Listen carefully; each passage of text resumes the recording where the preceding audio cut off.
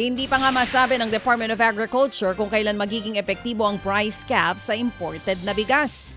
Sa programang ito, ipinaliwanag po ni DA spokesperson Arnel de Mesa na wala pa silang balita kung kailan lalabas ng Pangulo ang kautusan para sa 50 pesos na price cap sa imported na premium rice. Sa kabila naman ng sinabi ni DA Secretary Francisco Chu Laurel Jr. na kinokonsidera ng ahensya ang pagpapataw ng price cap sa liempo at carrots, nilinaw po ni De Mesa na hindi pa ito tinatalakay ng mga opisyal sa Department of Agriculture. Lahat ng issuance for any price cap, dadaan yan sa National Price Coordinating Council. Ang na-endorse pa lang nila sa Office of the President ay itong para lamang sa bigas. So wala pang napapag-usapan about any additional price cap for any other commodity. Yan nga po ang tinig ni DA spokesperson Arnel de Mesa. Samantala, nagkasundo po ang Pangulong Bongbong Marcos Jr. as si Vietnamese Prime Minister Lee Min-hung na magtatagpo ng pangmatagalang rice trade mechanism. Yan po'y para maging stable ang supply at mapalakas ang tulungan ng dalawang bansa pagdating sa food security.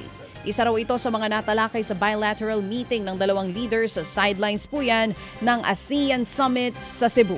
Samantala, napag-usapan din daw ng dalawang leader ang posibleng collaboration ng dalawang bansa pagdating po sa turismo at sa pagtugon sa transnational crimes gaya po ng scam hubs. Sa iba pang balita, suportado po ng DepDev ang mga panukalang ibaba ang income tax bilang tulong sa low income at middle class sa gitna po yan ng krisis. Malaking tulong daw yan para mas malaki ang sweldo na maiuuwi ng mga Pilipino sa gitna ng patuloy na pagtaas ng presyo ng bilihin. Yun nga lang, ayon kay DepDev Secretary Arsenio Balisacan, kailangan makahanap ang gobyerno ng ibang pagkukuhanan ng pondo para sa mga proyekto katulad po yan ng eskwelahan, ospital at infrastruktura. Maalalang naghain po si Senator Win Gatchalian ng mga panukala para taasan ang income tax exemption threshold at taasan din ang cap sa non-taxable na bonus.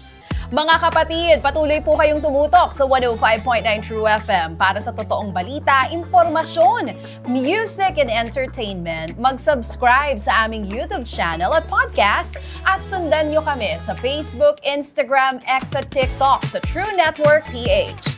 Bisitahin din po ang aming official website, truefm.ph. At panoorin din kami sa True TV Signal, Channel 19. Kami po ang 105.9 True FM. Laging true sa'yo, kapatid.